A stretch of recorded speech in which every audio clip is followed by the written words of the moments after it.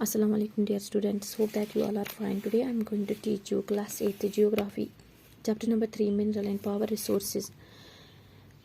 आप अपनी बुक निकालिएगा जल्दी से, पेज नंबर है 32। तो हम पढ़ रहे हैं non conventional source of energy. तो उसमें हमने पढ़ा सोलर एनर्जी, विंड एनर्जी पढ़ा, न्यूक्लियर पावर भी पढ़ा। तो अब जो हम पढ़ने जा रहे हैं वो है जियोथर्मल एनर्जी। सबसे पहले हम देखेंगे जियोथर्मल एनर्जी किसको कहते हैं। Heat energy obtain from the earth is called geothermal energy. जो ज़मीन से हीट एनर्जी आती है उसको हम क्या कहते हैं। हीट जो आती है, गर्माहट जो आती है, जो एनर्जी वो होती है, मतलब अर्थ की जो एनर्जी होती है, हीट एनर्जी, उसी को हम क्या कहते हैं, geothermal energy. The temperature in the interior of the earth rises steadily as we go deeper.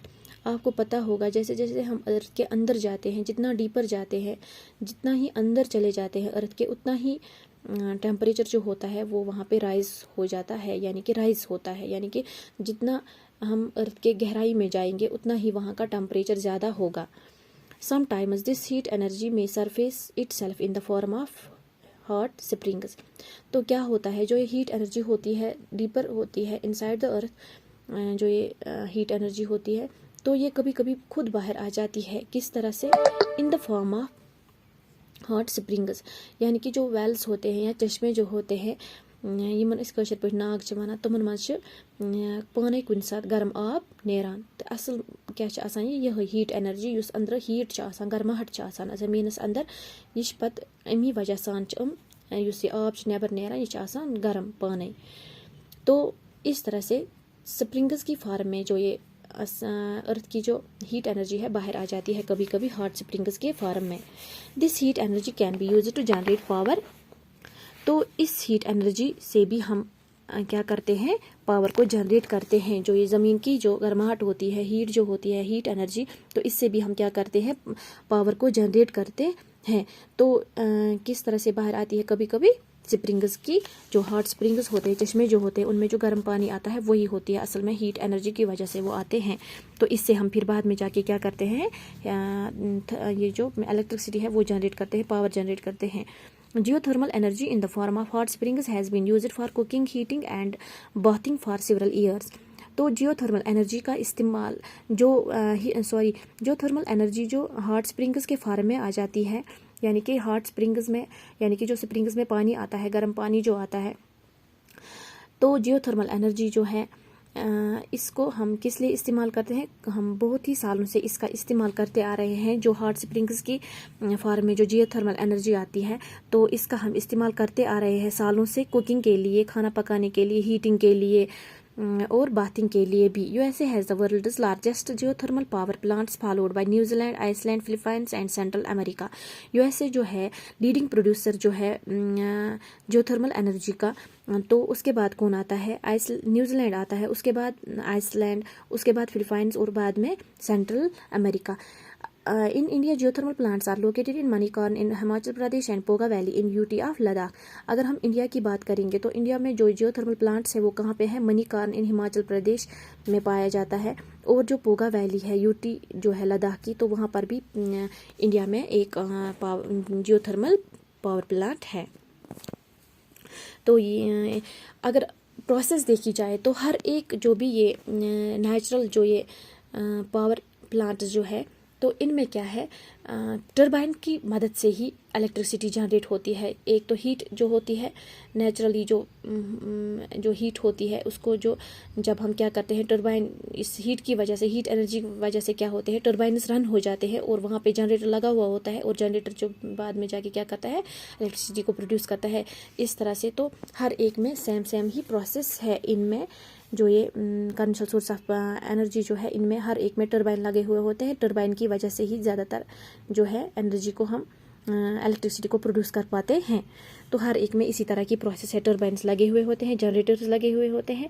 तो इस हीट एनर्जी की वजह से हम फिर बाद में जाके इन चीज़ों की मदद से इलेक्ट्रिसिटी प्रोड्यूस करते हैं। उसके बाद है टाइडल एनर्जी।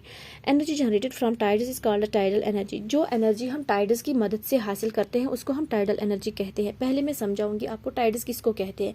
अगर समंदर में बड़ी बड़ी लहरें उठती है सन और मून और की वजह से, जो बड़ी बड़ी ये जो ग्रेविटेशनल पुल की वजह से, जो सन और मून की ग्रेविटेशनल पुल की वजह से जो क्या उठती है, पानी जो ऊपर उठता है फिर बाद में जाके नीचे आ जाता है, उसको हम टाइड्स कहते हैं।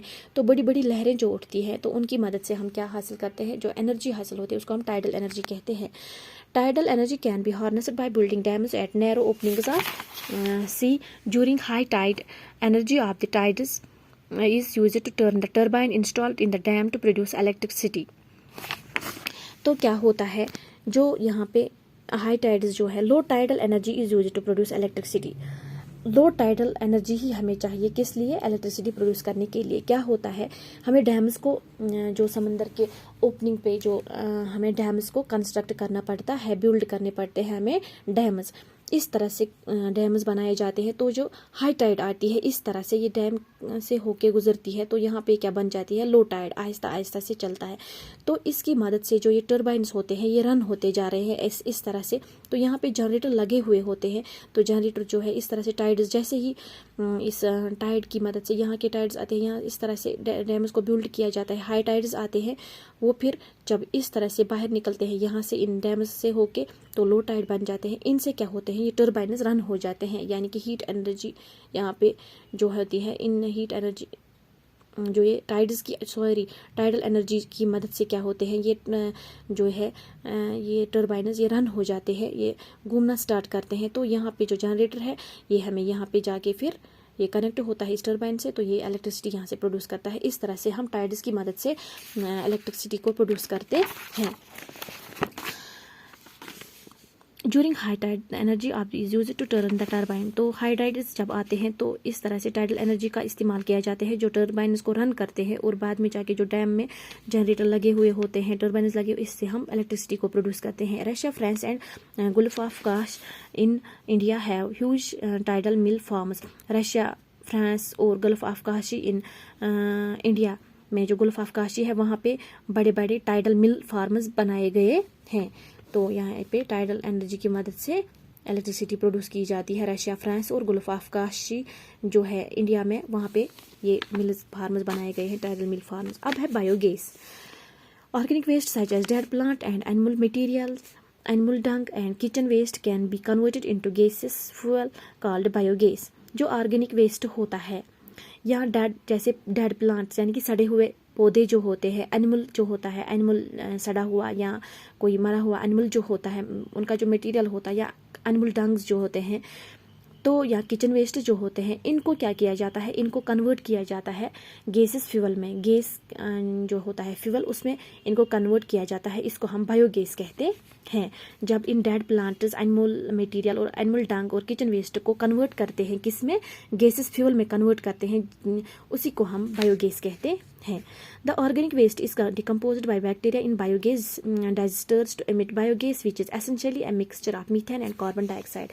क्या होता है, जो बायोगैस जो ये ऑर्गेनिक वेस्ट जो होता है, इसको क्या किया जाता है, डिकम्पोज किया जाता है with the help of bacteria. Bacteria की मदद से इसको क्या किया जाता है, डिकम्पोज किस में किया जाता है, बायोगैस डाइजेस्टर्स में। इस तरह से बायोगैस डाइजेस्टर जो होते हैं उसमें इसको क्या किया जाता है, डिकम्पोज किया जाता है बैक्टीरिया के जरिए, और वहाँ पे क्या हमें हासिल होता है, बायोगैस। तो वहाँ पे क्या निकलता है, बायोगैस। जब ये डिकम्पोज हो जाते हैं तो वहाँ पे रिलीज हो जाता है बायोगैस। इस बायोगैस में क्या किसका मिक्सचर होता है, mixture of methane and carbon dioxide. Biogas जो होता है ये किसका मिक्सचर होता है, mixture of methane and carbon dioxide इसमें अवेलेबल होता है इस बायोगैस में, जो हमें जिसको हम फ्यूल एज अ फ्यूल इस्तेमाल कर सकते हैं फिर बाद में जाके, इसलिए इसका इस्तेमाल फ्यूल की सूरत में हम इस्तेमाल करते हैं।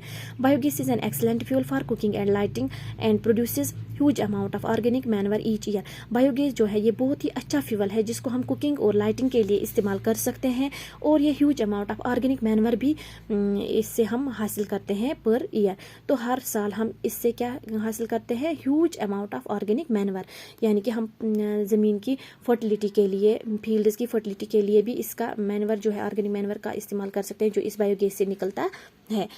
Energy is everywhere but we can see that harnessing this energy is both difficult as well as costly.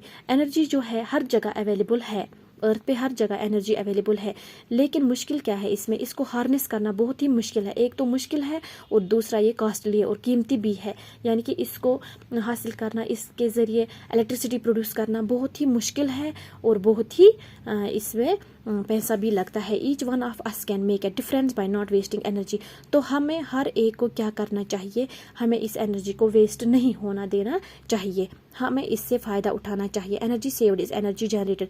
Energy को अगर हम सेव करेंगे तो ये इसका यही मतलब है कि एनर्जी को हमने जनरेट किया, यानी कि एनर्जी सेव करना एनर्जी जनरेट करने के बराबर है। Act now and make brighter energy future.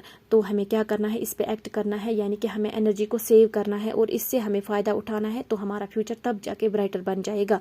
तो आज इसी के साथ हमारा जो ये टॉपिक है मिनरल एंड पावर रिसोर्स, ये कंप्लीट हो गया। तो अब हम इसका ये जो एक्सरसाइज है, टेक्सचुअल क्वेश्चन है, ये हम कल करेंगे। तो इस पूरे लेसन को आप फिर से दोबारा घर में अच्छे से पढ़िएगा। अल्लाह हाफिज़।